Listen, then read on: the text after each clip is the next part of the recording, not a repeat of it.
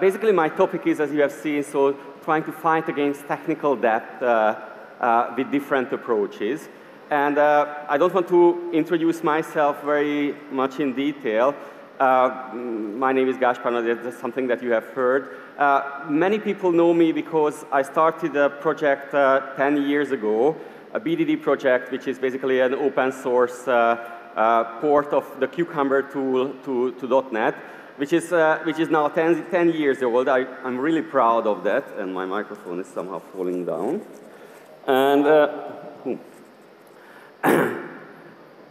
and this is what I'm really dealing with. I'm dealing with behavior-driven development. I'm trying to help people to adapt, to practice BDD be better. And basically, what I'm doing as a daily job is mainly doing trainings and coaching, on-site coaching for teams who are trying to adapt BDD. And when I do that, actually, at many companies, at many teams where I'm visiting, what I see that there are some sort of illusions that I see everywhere. Illusion is something that we think that it's real, but it's not real. And there are some patterns even. So I sometimes even see the same illusions coming up again and again. So let me just share the top 3 that I'm seeing it at many of my clients. So the first one is somehow people think that something called a full coverage is existing and can be reached. That's a strange one. What I also see at many companies that people are asking me that, okay, how the others are doing the testing, because somehow we are not perfect, and there must be someone who is doing this perfectly, so let's just learn about their way, learn about their recipes, and then let's just redo that for ourselves as well. But that doesn't work like that.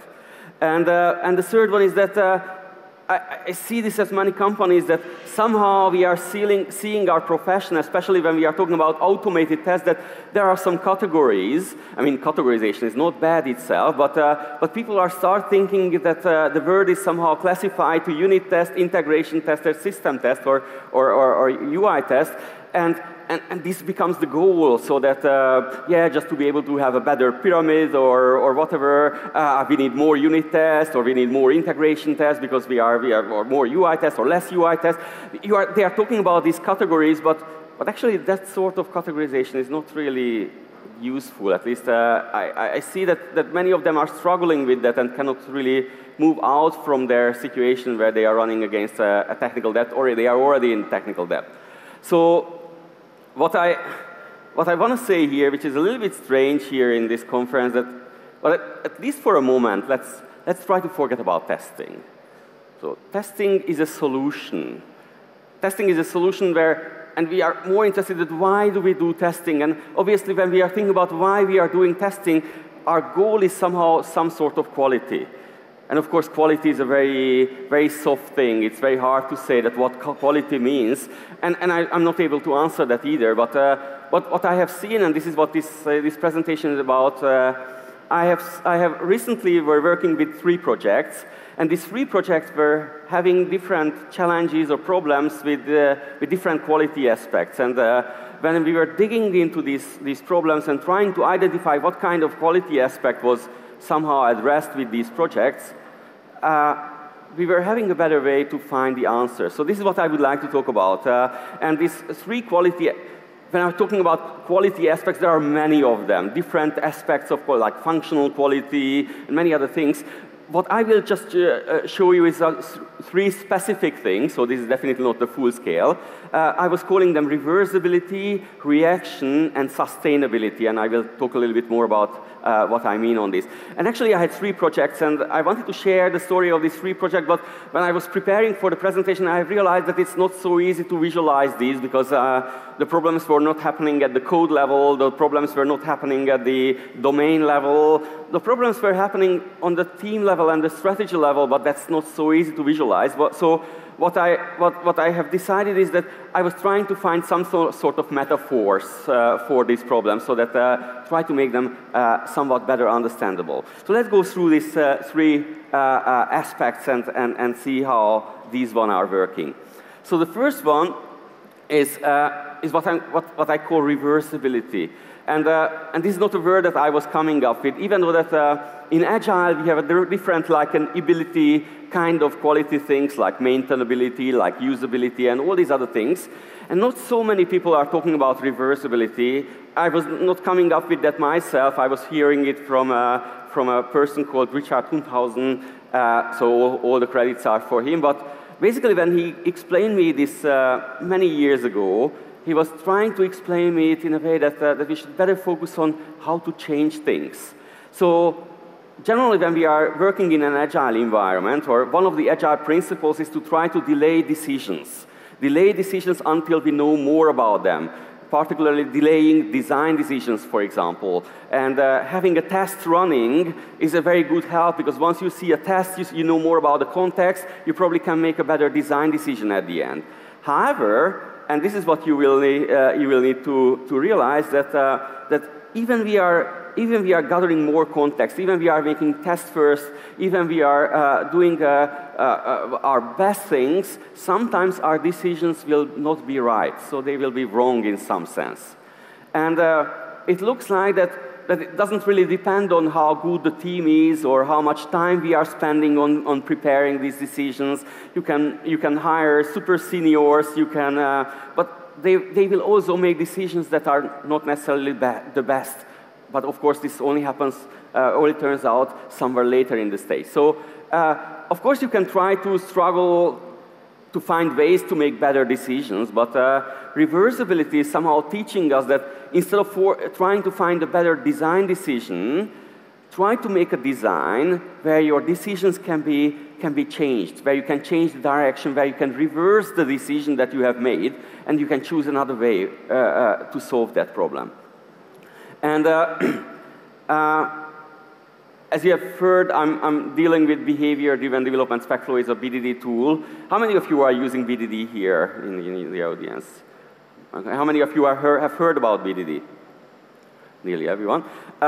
So if you think about BDD, especially if it's done right, then what you will see that we have such scenarios. So this is a scenario describing a specific aspect of the application using the keywords given, when, and then. And interestingly, if you think about these BDD scenarios in the scope of the reversibility, then what you can see that if these BDD scenarios are collected and written well, then basically what they are doing, they are somehow ensuring the outside expectations of our system. So what you are seeing here, this is an ice cream maker. Ice cream is floating. Ice cream is not having a fixed shape, but it's put into this hard shell container. So this hard shell container can be imagined as the outside interface of our system. And if you think about the BDD scenarios, they are doing nothing else than somehow protecting this outside expectations or the outside interface of the application, so that we can change the inside. We can rotate the ice cream. We can change the flavor. We can do some modifications inside. And as long as our BDD scenarios are covering ourselves from the outside, basically we can make changes here. And this is what the first project that I was working was a good example of. Actually, this first project was started like a small little need of one of my customers, and I just started to make some sort of solution for them. And as the time went, the solution started to grow. Other customers, other teams were involved, and they had slightly different expectations. The application was growing and growing. And at some point, I realized that it's getting harder and harder to implement a new feature in this application. So it looked like that something is wrong. I got stuck. I had a technical debt, and it looked like that even though that we have put a lot of efforts into these projects through the years, but it looks like that there is a dead end. And however, fortunately, we were doing this with BDD, and we have covered the expectation with BDD scenarios. There were not very many, so there were like a few hundreds of scenarios, but these few hundred scenarios were really focusing on the business needs and focusing on the business expectations. So what we were thinking that why not change the inside of the application, why not turn it around, reverse those decisions that we have made in the beginning, and it was a huge refactoring, at least at the end, the architecture of the application became completely different how it was before.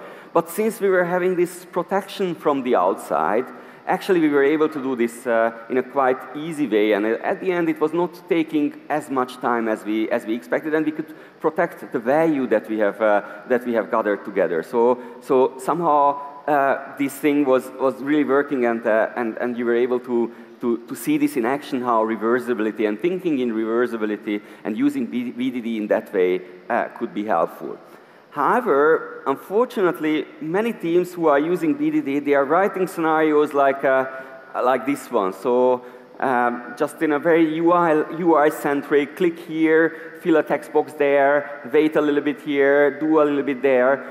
If you are thinking about these scenarios and if you think whether they support reversibility or not, then what you will see that, so if I want to plot this to my ice cream maker, then what you see that these scenarios are actually addressing some inner solution details of the application. So they are just looking inside. So they are, instead of having a hard shell which would allow the rotor to be able to move around, actually it will block the things, and you will not be able to do reversibility. So BDD can be a very good tool for that, but only if you are really concentrating on this aspect and trying to express your scenarios in that way. So this was my first thing. The second thing what I wanted to talk about is what I call the reaction. And when I was searching for a metaphor for this reaction, I'm a big NASA fan, so I'm really liking all their projects. And I was picking the Apollo 11 project. Probably you all know this is the project where they actually landed on the moon. And particularly, and obviously you can imagine that there was a lot of preparation. It was called Apollo 11. There was a lot of projects before. And particularly, for example, for finding the site, the landing site where the module will actually touch the ground of the moon, was a long selection process. It took more than 2 years. They first selected 30 different possible locations. They reduced it to 5, then to 3, and finally they have picked a single location where they planned the model to be landed. And I don't know how much you know the story, but actually what happened, everything went fine. They just boarded on the module. They started to do the descendance to the moon. And when they got closer to that, actually they realized that the site that was selected has a big crater on it, and there are also huge rocks around it. So they definitely cannot land there. So what they did, they just very quickly reacted and turned into some sort of semi-manual mode, and Aldrin was calling out the sensor data. So what are the different things that they have to know, and Armstrong was trying to move the thing around until they finally found the spot, and they were safely landed, as you know the story. So that was interesting, and when I heard that, my biggest question was that, was this then a success? If you are trying to imagine this to be happening in your own project, so you were putting a lot of effort to find this site, many people were working on that, doing some pre-selection, secondary selection, final selection, and then it wasn't working. Was it still a success? I think it was. I think it was because they were prepared for that, and they were trained in a way that they can use. For example, they were able to use their sensor data. So even though that the landing was not done automatically, all the sensor data that they had, they were able to use for deciding their own decision. And itself, the module had a manual control as well, and they were trained how to use this manual control. So somehow they were preparing to be reactive. And this is how they succeeded with that. And for me, this is a very important aspect of DevOps, because it doesn't matter. You can make a perfect BDD. You can make a lot of automated tests, and you can make a lot of integration testing as well. But still, when your application will be deployed, then you will not be able to make sure that everything is going to be all right. So you have to make a system to be reacting, and this is what DevOps is really about, or partly about, at least in my opinion. So when you are doing DevOps, what we are doing, or if you are doing it right, you are collecting data, you are collecting operational data, monitoring data, and you are not only collecting monitoring data, but you are setting up a pipeline. You have heard Roy talking about that. We are setting up a pipeline, a release process where you can apply a fix very quickly, and this is how you can make really reactive. I want to highlight that this is not only about feedback. Some people we are generally talking about BDD or DevOps to be a feedback tool that we can hear how the things are working, but feedback is not enough. We need to be able to reactive, and this is where these pipeline things that Roy was also talking about come into the picture, and that makes us to really reach this sort of quality goal to be able to make it reactive. And this is basically what my second project was about. So I was really trying to do it with the team in a best way. We were doing automated BDD scenarios. We were doing integration tests. We were doing many different things, but when it got into the real site and when it was really deployed with some special circumstances of the different users, there were problems. But we had a monitoring system where we were able to check those problems and react on that and making a fix and distribute that fix in a quickly way. So that somehow reactive nature of the quality was working in that project. The third one, what I mentioned was about sustainability. And for sustainability, basically the metaphor or the story that I have found, maybe you know that, is about the Hoover's flight tickets fiasco problems. I don't know if you have heard about the story, but Hoover was is a vacuum cleaner and any other household electronic manufacturer company. And basically they were always kind of famous about their strange promotions, and that on one day they just realized that they want to push up the sales, and they started to give away some free European flight tickets. We are in the UK in the 90s. Free European flight tickets if you were buying a bigger vacuum cleaner or whatever, a fridge, and this was very good. The sales went up. Not everyone who purchased the vacuum cleaner actually has taken the ticket, and actually the ticket was a relatively lower price ticket. So the promotion went very well, and they have seen that it has a good impact. So what they have seen that learning about this success, they thought that, okay, let's make it even larger. And at some point they just started to offer US flight tickets with their vacuum cleaners. And then the things started to change, because it turned out that the flight ticket that they are selling or they are giving away with their vacuum cleaner was actually costing more than the vacuum cleaner itself. So people just started to buy these products just to be able to get a flight ticket. And but because of the process, so they had to claim the flight tickets somewhere later. The company didn't even realize that. They just have seen that the sales went up. They were even asking their workers to work over the weekend and overtime to be able to produce more and more vacuum cleaners until the disaster came. And obviously, you can imagine the things were somehow collapsing. So 600,000 people have tried to claim a flight ticket, and obviously the company was not able to fulfill that. It was causing more than $50 million of loss. The UK part of the company has to be closed and sold to someone else. So it was a big disaster. And by the way, just an interesting fact is that if you just want to fill up the largest Boeings at that time with the passengers, that they would have needed 500 Boeings to be able to travel these people across the Atlantic Sea to be able to fulfill that. They were not able to do that, so they were basically collapsing. But what probably this story tells us is that success is a good thing, but you always have to see whether the success is coming together with some sort of sustainability. So whether you can keep up that success. And probably you have seen such stories also in your own company. I have seen the third project was somehow like that. So in that project, they have started to, in my case, it was they started to do BDD scenarios and automated BDD tests. They were not UI tests, like the ones that I was showing before, but they were quite much related testing the things or automating the things together with all the dependencies. And in the small scale, it was super good, and everyone was really liking it, and they were pretty much hooked on that. So they thought that, okay, let's use the same tool for multiple things. So they started to use generate more and more tests in the same style. They started to do variation testing, so testing the same thing with different combinations of configuration. And finally, they had a huge number of tests which were running for 7 hours.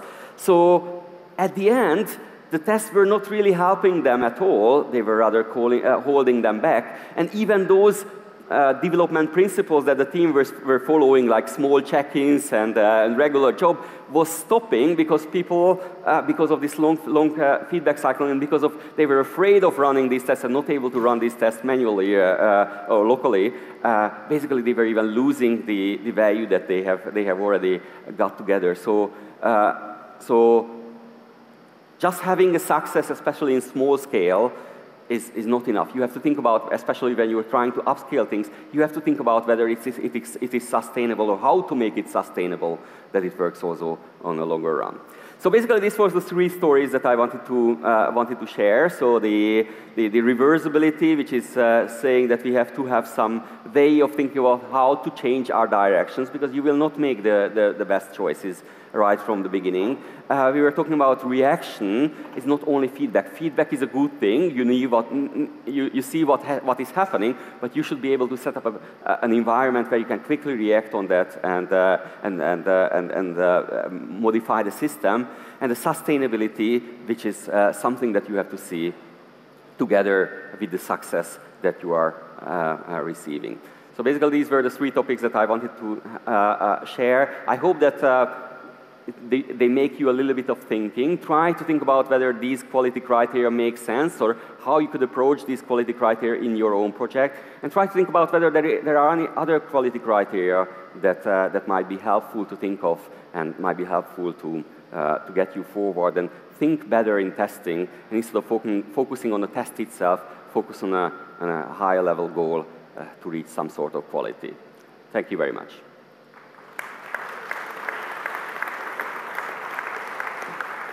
Okay, thank you very much. And now let's quickly see the questions. We have a few moments for it. You can choose. So I need to read it first. So how do we write BDD scenarios for backend related stories? So BDD scenarios are covering our business expectations. So it doesn't really matter whether the business expectation is fulfilled by the backend or fulfilled by the front end or both together. The BDD scenarios are always staying the same. So probably your business didn't come to you by saying that, hey, please write me a Java function which is calculating the shipping cost properly, right?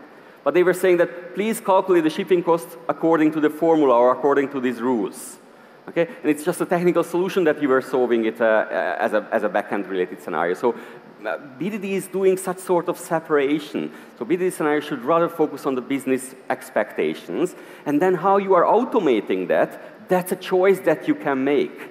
And there is probably not a single choice. So maybe if you have 500 scenarios in your project, not all of them will go through the UI. Not all of them will go through the API layer of your application or even a lower layer. But you need to find a good mix, so that you can get into this more like the pyramid shape. So, how to write scenarios for the backend? Exactly the same way how you would write scenarios for the UI, just you will automate it differently. I know that is a little bit of a dogmatic answer, but I'm happy to share more information on the booth afterwards.